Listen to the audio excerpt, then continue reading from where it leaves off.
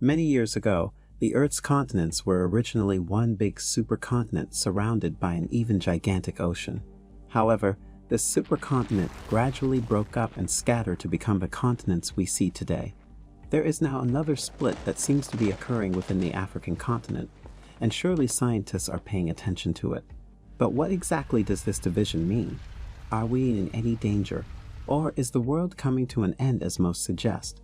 Perhaps this occurrence is nothing to worry about. Join us in our video today, which dives deep into answering all these questions and more about the terrifying discovery made by scientists about Africa splitting into two. Be sure to give the video a like, leave a comment, and subscribe for more exciting videos. Recently, a massive crack in the Kenya Rift Valley caused a stir in the international media. Many reputable experts and scientists have actively worked to understand the cause of this odd and enigmatic fissure, which seems to have emerged overnight. Though it might sound frightening to many, this occurrence is not new, but it is unusual. In southwest Kenya, an enormous fracture that covered several kilometers developed out of nowhere. The Nairobi-Narok roadway recently collapsed due to the crack, which is still expanding. The East African Rift's tectonic activity was linked with the crack's early stages. Gullies formed by erosion are one theory for why this happened. Questions remain, though, about why the split was created where it did and whether it has any relevance to the East African Rift. Numerous tectonic plates make up the Earth's lithosphere, which is composed of a crust and upper mantle. These plates don't remain stationary. Instead, they move about one another at different speeds while gliding over a viscous asthenosphere.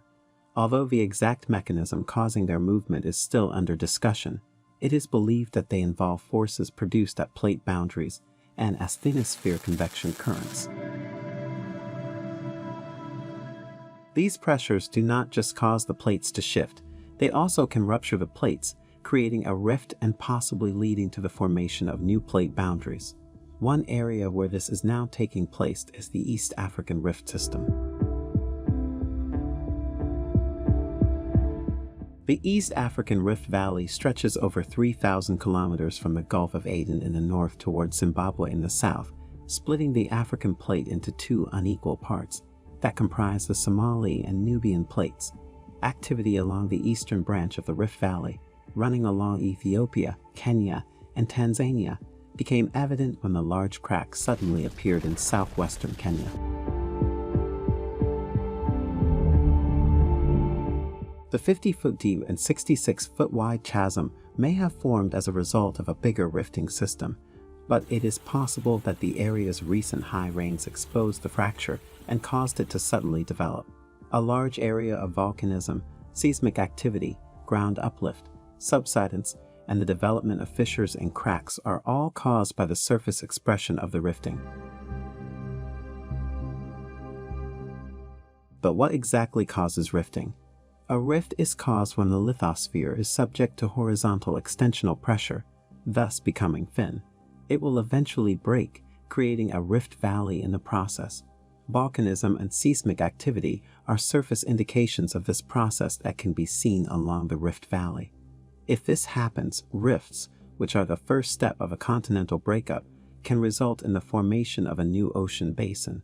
The South Atlantic Ocean, which formed as a result of a separation of South America and Africa around 138 million years ago, is an example of a location on Earth where this has occurred. Extensional forces that are strong enough to split the lithosphere are necessary for continental rifting.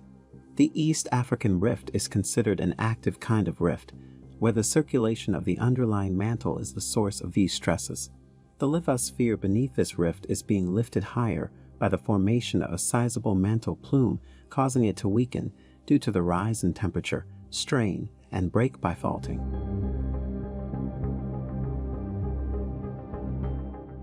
Geophysical studies have shown evidence of this unusual hot mantle plume, commonly referred to as the African superswell. This superplume has been widely used to explain the anomalously high topography of the southern and eastern African plateaus. Additionally, The superplume is widely accepted as a source of the pull-apart forces causing the formation of the Rift Valley.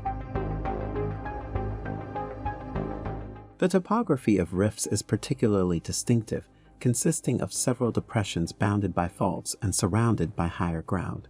From space, it is possible to discern the East African system as a collection of aligned rift valleys, divided from one another by sizable bounding faults. Not all of these cracks developed simultaneously, but rather in a series that moved southern into Zimbabwe at a mean rate of between 2.5 and 5 centimeters per year, beginning in the Afar region of northern Ethiopia about 30 million years ago.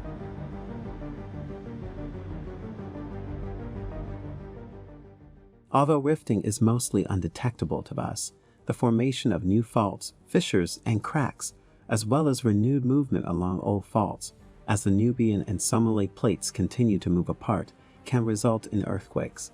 However, in East Africa, the majority of this seismicity is of very moderate size, and is dispersed across a large area over the Rift Valley.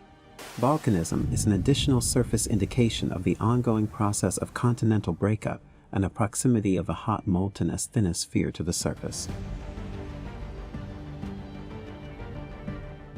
The East African Rift is exceptional because it allows us to see many rifting stages along its length. The rift is young in the south, where extension rates are low and faulting is widespread. There are few earthquakes and volcanoes.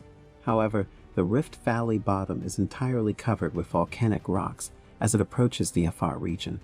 This shows that the lithosphere has nearly completely broken apart in this region due to the lithosphere being thinned. When this occurs, magma will start to solidify in the gap left by the broken up plates, creating a new ocean.